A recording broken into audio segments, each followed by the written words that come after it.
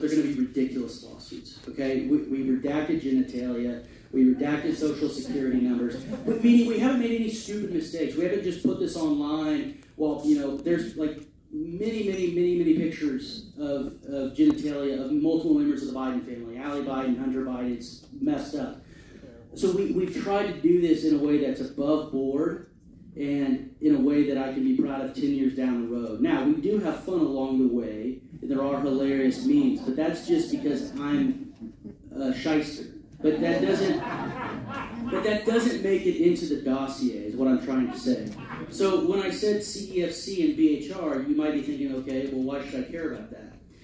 CEFC was literally the private sector arm of China's One Belt, One Road initiative, which is their modern-day colonialism. So the president's son, the guy who grew up here, graduated from art school in 1988, his family and him, what he thought was a good idea was spreading Chinese colonialism in the Western world. That's literally what CEFC was doing. Hunter collected $6.8 million at least, that's what we have proof of, from CEFC, from an oligarch named Ye Jianming, who just turned 46, although I doubt he's still alive. He was captured by CCP operatives, hasn't been seen since March of 2018. I know, it's all wicked stuff. But so there's a CEFC element where the president's family was being paid $1 million consulting contracts to introduce CEFC to government officials in the United States. So think about that. That's what Jimmy Biden and Hunter Biden were doing. They were introducing CEFC executives to municipal folks, state level and federal officials to try to get them to have CEFC build their infrastructure. They were literally trying to have Chi-Com infrastructure in the U.S. That's what they wanted to do after Joey left office. So that's the first tranche. And we go through that, dozens of pages. The second deal, and again, I'm just in the China section, which is a subsection of business crimes, is BHR, which has $2 billion assets under management. BHR was founded and in large part capitalized by the state council of the CCP. So it doesn't get higher than this. Remember when they said that our former president was urinated on by Russian prostitutes? Remember that? That's what you heard on nightly news. It was total BS. We literally have wire transfers from a company in part founded by the state council of the CCP, and CBS will not have me on. Catherine Herridge will not have me on, even after all of this, even after a 644-page report. So think about the double standard. Total uncorroborated dossier, that's slop. And Christopher Steele gets offered $1 million from the FBI to put together this dossier. We have 644 pages of actual primary source material, text messages, emails, photos, videos, voice messages, and it's unfathomable the hypocrisy that they were saying. And again, I'm not a registered Republican. This isn't a political statement. They were saying one president was compromised by foreign powers, and then we can literally have blackmail material that is so voluminous it'll make your head spin, and nobody's talking that president could be compromised by foreign powers. So again, this is irony. I wish Tom Wolfe, my favorite novelist, was alive. He died in 2018. There's a rich Tom Wolfe novel waiting to happen here.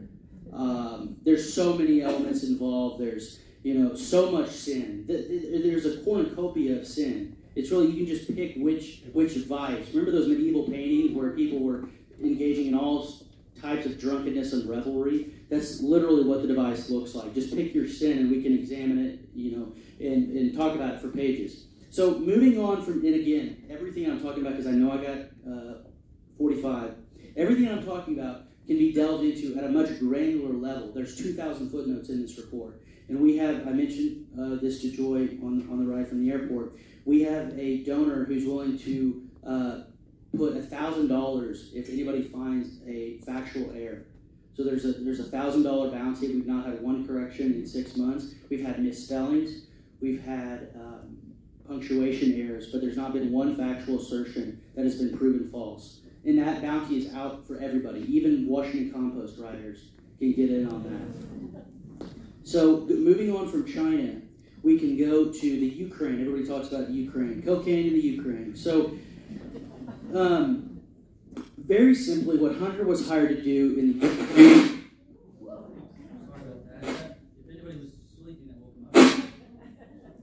Testing.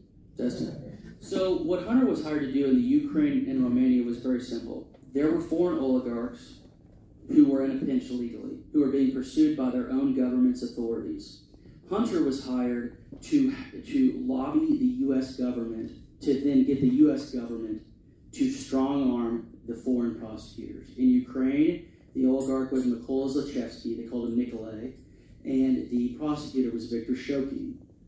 In Romania, which is the topic of conversation today in the Congress, the oligarch was Gabriel Popoviciu, and the prosecutor was Laura Kövesi. In both cases, the prosecutor got fired. Remember Joe at the Council on Foreign Relations? Son of a, he got fired. Well, it happened in not just Ukraine, but Romania. So what do we do in our report? We go through all the emails and correspondence that talk about getting these prosecutors removed and talk about basically, making them stand down. So if you want to know more about the Biden's foray into Ukraine, you can go to our dossier and read.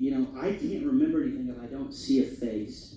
So one thing that I take personal pride in is if you just have text, the interaction doesn't become alive, right? You don't know who is talking, what they're like. So at the beginning of each subsection here in the business-related crimes, we put their face, their birthday, all the relevant PII. So when you go through the subsection, you're not flying blind.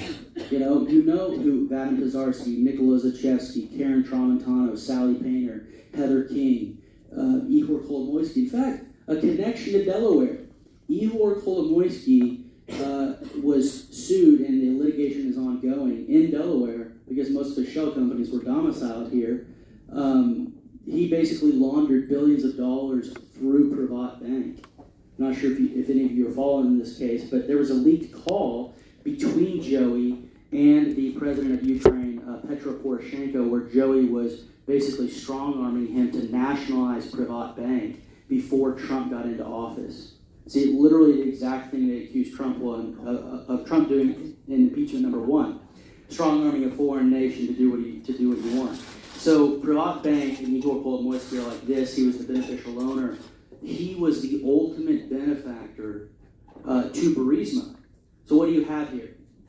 U.S. tax dollars in the form of IMF loans going to Ukraine, and they go principally to Privat Bank, which is owned by that guy who funds Burisma.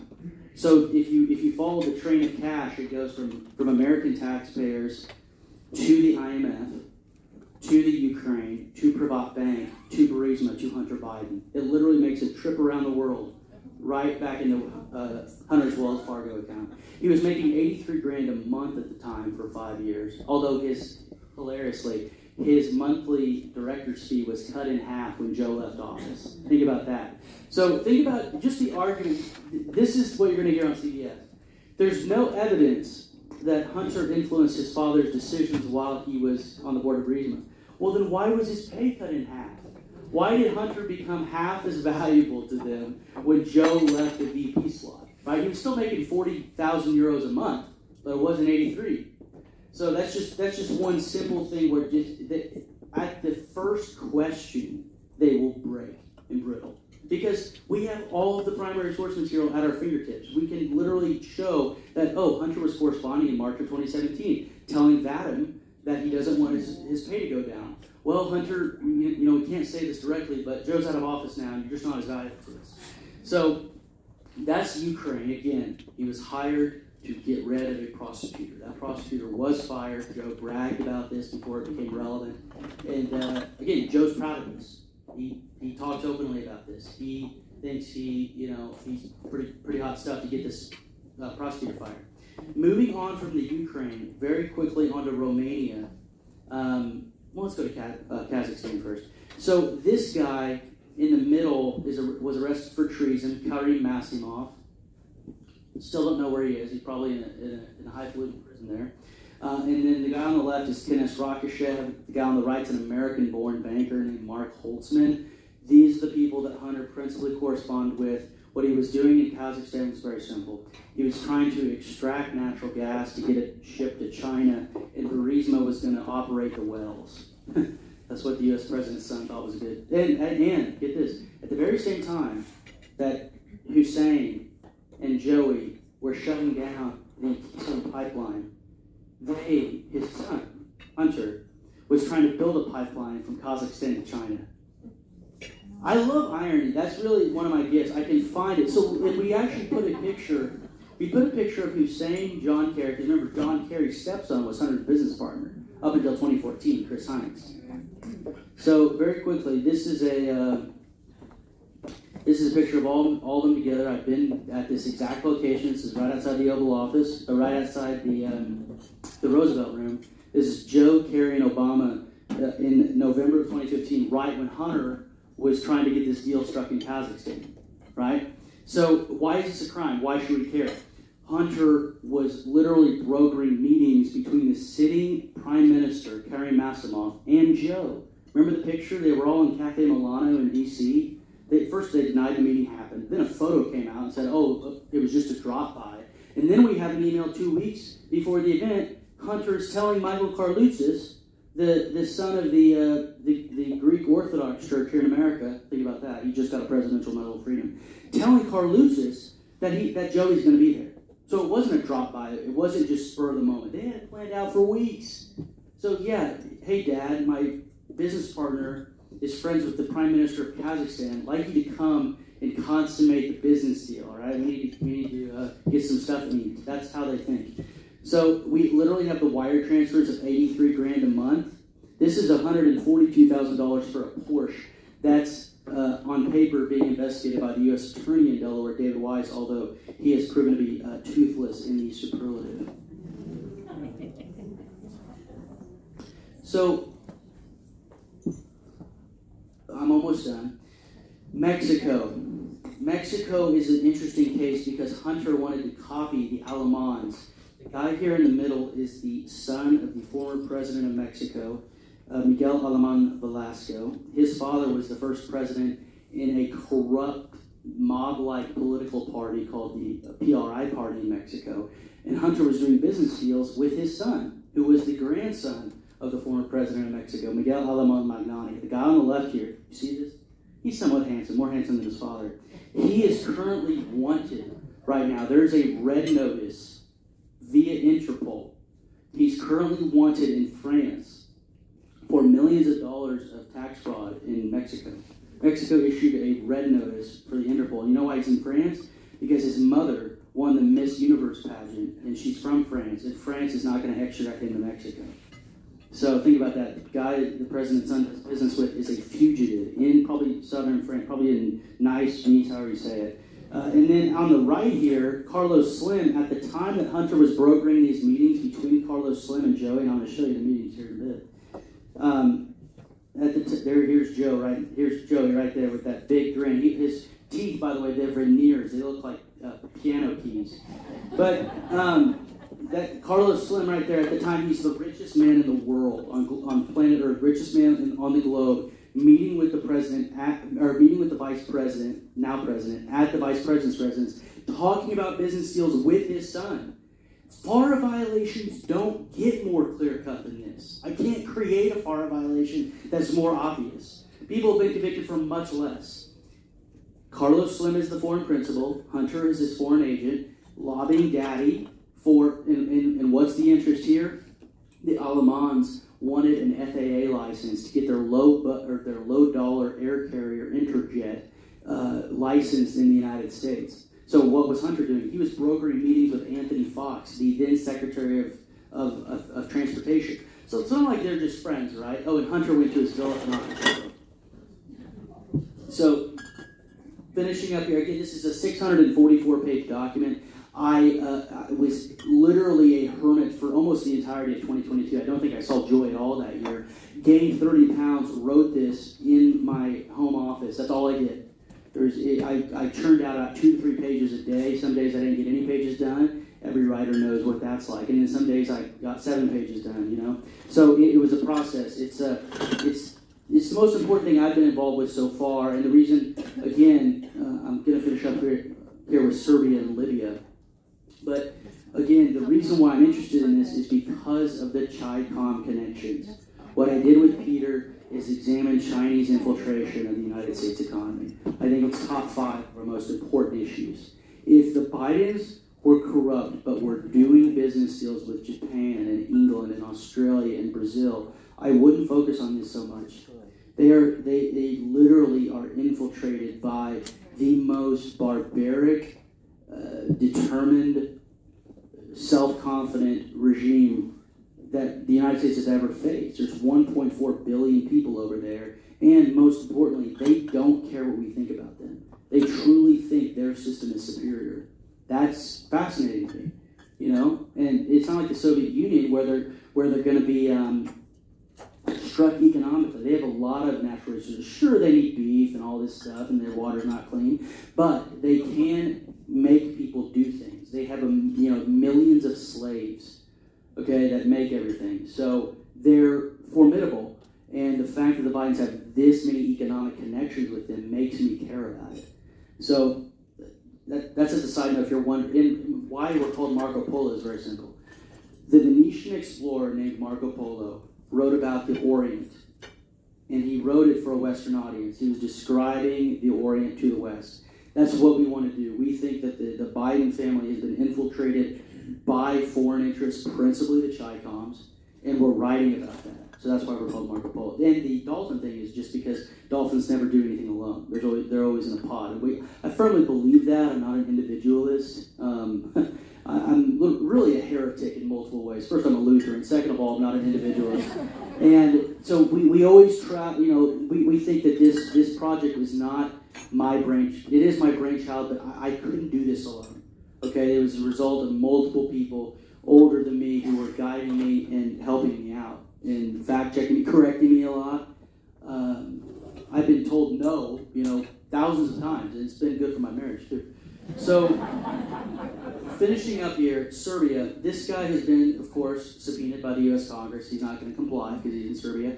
Former president of the UN General Assembly, Vuk Jeremic, and basically Hunter was lobbying U.S. officials to vote for him in the UN vote. It's a clear FAR violation. We have the emails. And Vuk, at the same time as being the UN General Assembly president, was being paid hundreds of thousands of dollars, probably illegally, by the Chi-Coms to serve as a consultant for CEFC. Here is Vuk with the guy who I said is now Fish Food, probably, Ye Jinmi, and Patrick Ho. Remember have you heard an audio where Hunter said he was an attorney for the, quote, effing spy chief of China? Now, he was bragging to a hooker at that time, but it wasn't that much of a stretch. He was a spy, and he was a spy for the CCP. He just wasn't the chief spy. That guy who he was referring to is a retired politician and ophthalmologist called Patrick Ho. Here Patrick Ho is with Vuk Jeremic. All these people are connected. And so we literally map out who is corresponding in emails, and then we find pictures of them through facial recognition technology. Together. You can hate me. You can literally hate everything about me, my gait, my voice, everything. And you cannot dispute the material. That's why my name isn't on the reports, why my name's not on the cover. It's not I don't list the principal author's name is not on the cover because I don't want to give them any lever to say this stuff isn't true, right? Of course they can say I'm a bigot, hater, all of it's lies, but they cannot dispute what are verifiable emails. I mean, we're living in such a post-truth society. We can literally have the son of the President of the United States smoking crack with prostitutes, and they'll say it's fake.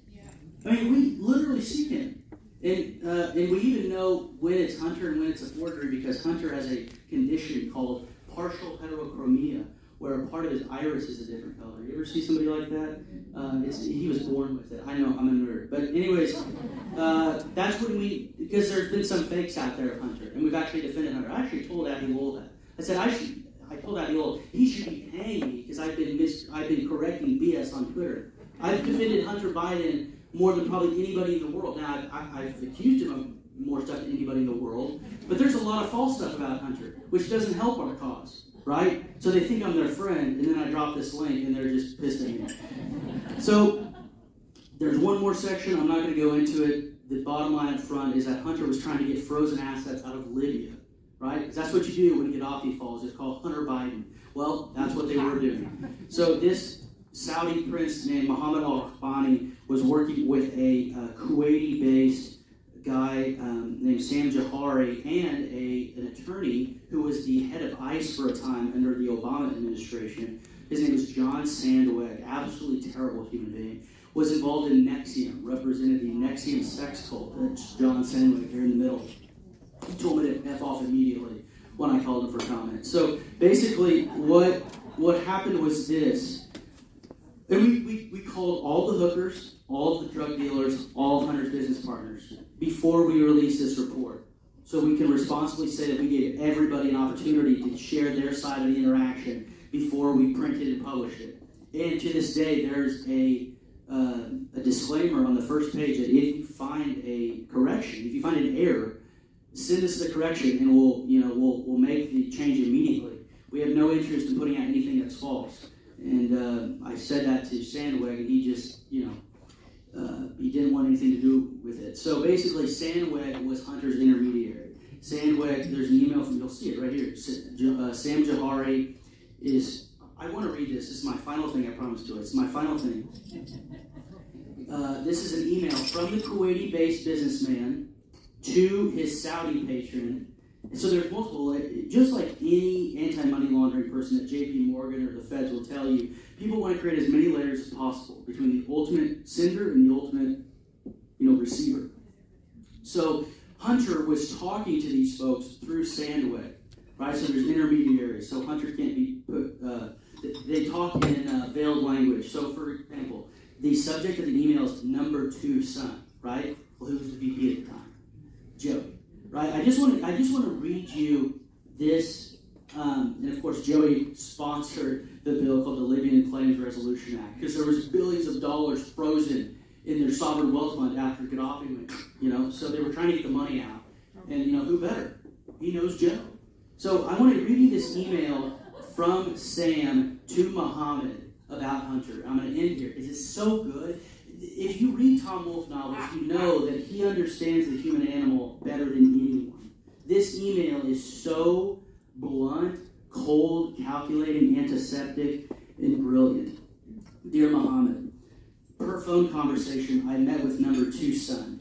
He wants $2 million per year retainer plus success fees. He wants to have his own people. It can be a closed circle of people for confidentiality. His dad is deciding to run or not. This is right before Bo dies and Joe decides not to run. This is the best part. His positives are that he is the chairman of the UN World Food Program, son of number 2, who has Libya file, access to the State Department, Treasury, business partner is the Secretary of State Kerry's son. And since he travels with Dad, he is connected everywhere in Europe and in Asia, where Muhammad Gaddafi and LIA had money frozen. He said he has access to highest level PRC, People's Republic of China. Hunter Biden said he had highest access to the CCP, to the guy. Now, this is my favorite. His negatives are that he is an alcoholic drug addict. This isn't an email. These aren't my words. This is a polished businessman.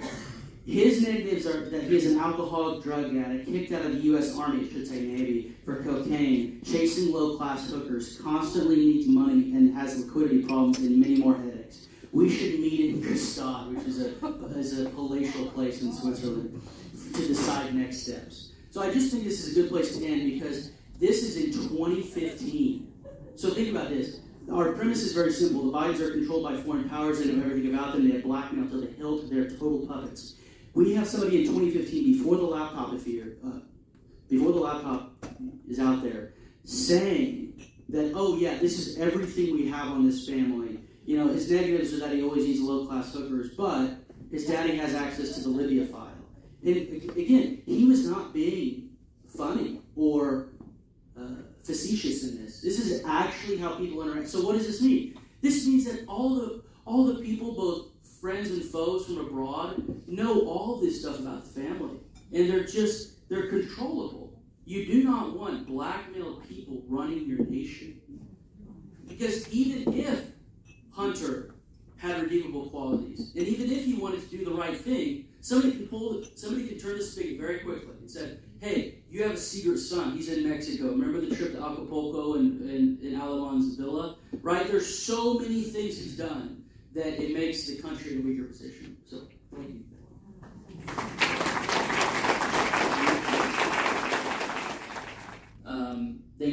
not believe in our system. Profit and loss to them, that's like 2002 stuff. Who cares about profit and loss? The state makes the profit and loss. So if something's unprofitable to Chi-Coms, they just put more money in the budget. It's a different mode of thinking. It's almost like their neurons have been programmed differently. But Peter recognized this at the synapse level, and I was inspired by that. And again, we were fellow heretics in a foxhole because everybody else that worked for the president didn't believe what he believed. They still believe in the fallacy of free trade. It's a total hoax. Again, maybe there'll be free trade in heaven. Maybe we could be in heaven and having our free trade. On this side of heaven, with sin, original sin, and national interests, free trade doesn't exist.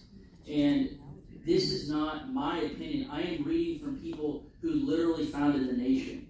America became strong in part because we protected our markets. Now, if there is a natural competitive advantage between two nations, or, for example, weather, I was just in New Zealand, they can grow things that we can't. Ergo, it makes sense to trade for those goods which do not grow in a particular season. I'm not talking about that. I am talking about specific industries that have an industrial-based nexus that are important for the defense of the nation. For example, steel.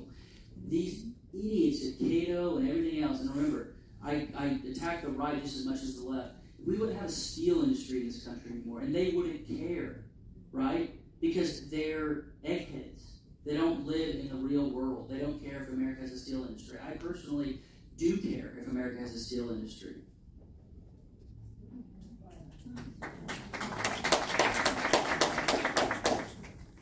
Does anybody have a question they want to ask? Question? Anyone? Anyone? Go ahead. So how do you see us getting out of this? Well, here's where my knowledge level decreases tremendously. Well, first of all, you gotta get personnel under control. I mean, in any sane country or in any sane administration, if Trump gets back into office, you gotta have not me necessarily because I'm young, and even though I know I could do the job, people's biases tend to inhibit younger people from taking those types of positions. But you really need a chief of staff with absolute steel for testicles. You need some. I'm sorry for the French, but that's really what you need. You need somebody to absolutely go in there with an 18th century. What's that farming equipment where a sickle. You need somebody with a sickle to just go at the absolute needs of all the intel agencies. That's the start. So I would go back to the White House if I had the opportunity. I would go to ODNI, I would have a goal of firing a dozen people a day. You can totally do it through Schedule F. This idea that the president can't fire people is an absolute hoax. What has not happened is that the president hasn't paid attention enough. The president has the authority to fire every single career civil servant. Now, they may be entitled to pensions, right? But he has the authority to fire every single person, every single executive branch employee that serves at the pleasure of the president. What I do as a nerd, I start making lists. Everybody's got to go. If you have been in the swamp for more than 5 years, there's a presumption of denial against you. I've already made those lists, and more importantly than just to hire lists, I have lists of never to hire. People who have been disloyal or who believe in stupid ideas like free trade or trading with China, those people cannot be around anymore. They must have no influence over the U.S. government. And so the personnel issue is the most important issue beyond the DOJ. And the only way you get to the personnel issue is if you go to the intelligence agencies. The intelligence agencies are the lifeblood of the U.S. uniparty and the deep state. Even if you were to fix the Department of Agriculture or Energy or anything else, if you do not fix the intelligence agencies, the CIA is in such a state of disrepair that it is unable to be reformed. You have to create a new entity. Just do away with it. And maybe their role can be formed in a new entity. But these are ideas that the founders would think are total home runs. John Jay would say, absolutely, this is what was revealed in the Durham report. And I think Durham is, again, an old geezer who can't walk straight. What was revealed in the Durham report wouldn't have been surprising at all to the American founders. They would have said, this is exactly what happens when you concentrate power. And so we are literally in the middle of the fruition of the founders' prediction in their nightmare. Good word, better word. And so what we have to do is we have to have sickles, and you just have to absolutely start firing people, and you have to have people who are literally willing to die for the nation. That's an interesting idea in 2023. But, some people will say, Garrett, how do you go up there and talk? It's like, well, we have men who are like 95 who almost died for the country, and a lot of millions of them who did. Now, most people won't even sacrifice a pension for the country. So when you get in there, if 47 gets back in, or Trump or another nationalist president, you have to be absolutely willing to die. What does that mean? If you fire 3,000 CIA officials, they will try to kill you. They did it to JFK. It's been a long history in the United States. They did it probably to MLK. MLK had a lot of, just like JFK, had a lot of philandering, easily blackmailable. However, they've killed a lot of people before, so you have to have people willing to die for the nation. And that is in short supply. Most people in my generation or in the millennial generation, I'm Gen Z by 6 weeks, they don't want to die for anything. In fact, they want to live forever. Peter Thiel, who's supposed to be on our side, has invested millions of dollars in blood transfusion technology to be able to try to live forever. He literally buys the blood of 13-year-olds. I'm making it up. He's given millions of dollars to this in A-series funding, venture capital. This isn't C-series where he's doing it to help a friend out to try to close the deal. Series A funding to blood transfusion companies because they don't want to die. Meaning, they're terrified of death. When you're not terrified of death, you can do the things that the American founders did. When you don't think there's anything after you die, which is what we're being ruled by a cabal that's totally godless. They don't believe anything except their own belly. Somebody asked a very good question once. They said, what do you think Joe believes in? Well, first of all, Joe's changed every single public position, from abortion to taxes to trade. I can find quotes on both sides of every single issue except the one issue, Joe Biden. I've studied his public life more than everybody but his biographers. There have been a couple biographers who know more about him than I do. But I've studied a lot, and I can say that the only thing I know he believes in is Joe. It's literally only keeping Joe in power. He will change positions tomorrow. If Nancy Pelosi, in her decrepit state, tripped up to a podium and said, we are pro-life now, he would go along with it because he could stay in power. And so, we're really dealing with like a cabal of sociopaths who believe nothing, who are unwilling. Like if Joe believes something, he wouldn't be willing to not get elected, right? He has to change his positions to always get elected.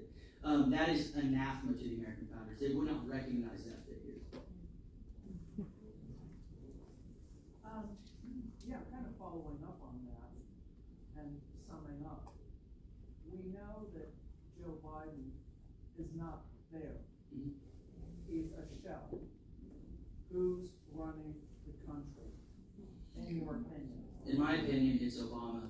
And Obama said this to Stephen Colbert in November of 2020, right before the election. He's in his basement in his pajamas. Michelle's there working out, probably lifting 400 pounds. She has bigger biceps than me.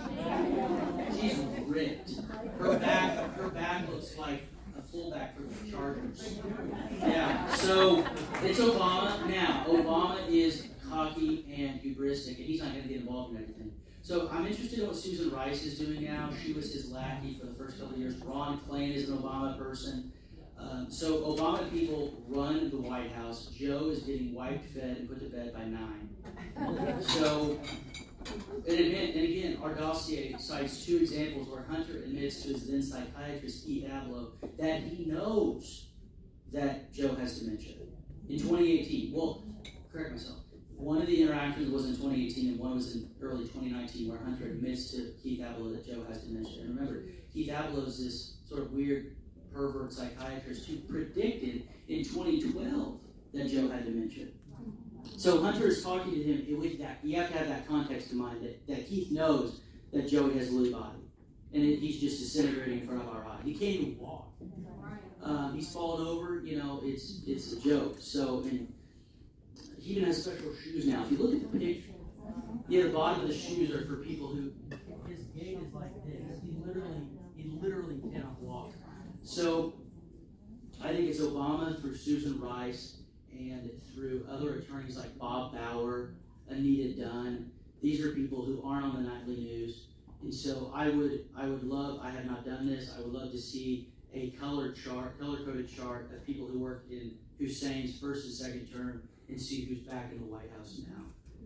And like we were talking about on the side, Joy, I think that they look at Joe as he's just so hubristic, he wants to be in the office, but they can pin everything on him. Look at this old guy with dementia. We blame everything on him when it's really Obama. So everything that goes bad is Joe's fault. And remember when Hussein came to the White House to get his portrait revealed, and afterwards everybody came up to Hussein, and Joe was there. And first of all, when he leaves the podium like this, he goes and he doesn't know where he's supposed to go. He's like, it's so, in a human comedy's never been richer. Obama was the one, like Obama was the chiseled dude in your class, right? With all the females around him. Joe is the decrepit, impotent dude who nobody wanted to talk to. And you can see it on C-SPAN. You don't even need my commentary. Go to Obama Portrait, Revelation 2022. And you'll see Joe's like the stupid kid that nobody wants to talk to. Yeah. What's the story with Epstein's Island with all these pictures and they're all affiliated? She's asking about what is the story with Epstein's Island. I mean,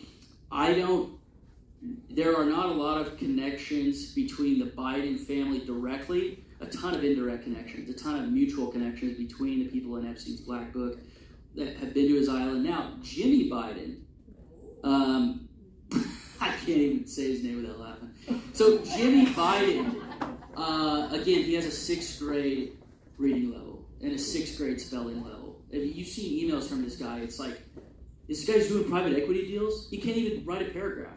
But Jimmy Biden had a house right by Epstein's Island in the Caribbean that Joey always went to. Even as a VP, he would go down there for his little stint. So I think that there are a lot of mutual connections between, I know there are a lot of mutual connections between Joe Biden and Jeffrey Epstein, but I can't find anything direct on the laptop. There's no correspondence. First thing we look for is correspondence between Hunter and Epstein's handler, but there is none. How about the two Valeries, Valerie Garrett and Valerie Biden? Well, I know more about Valerie Biden. She's a fascinating research subject. Again, she worked at a consulting firm called Joe Slade and White Company for like 45 years. She ran campaigns, and her key selling point was, my brother's a senator. Is literally all she brought to the table. Because if you hear her speak, it cannot possibly be her intellect. And I'm being serious. Like, even enemies of mine, like Abby Lowell, you know he's polished, right? He's a sophist. He's a modern-day Sanhedrin. He's a sophist. But at least I can admit that he's polished. Valerie, I can't even listen to her talk. She runs the thing at the University of Delaware that you pay for. You are paying Valerie Biden, if you're a taxpayer in this state, at the University of Delaware. And I follow them on Instagram because I like to keep tabs on everybody. And the stuff they're putting out is just slop. It's utter Marxism. And Valerie is Joe's best friend. We know that. They talk every day. She's always at the White House. By the way, the whole family's there. Hunter was at a time living at the White House. So you think about all Hunter's selfies, that's probably going down in the Lincoln bedroom. Whatever you think about the Clintons and them selling it, it cannot possibly be worse than Hunter Biden doing things in the Lincoln bedroom. So the whole family's there. It's sort of like the retreat now. And Valerie is key because she's also brought all of her children along for the ride. Missy, Casey, and Cuff. As you know, I'm not sure if any of you have watched that show like Orange County Housewives.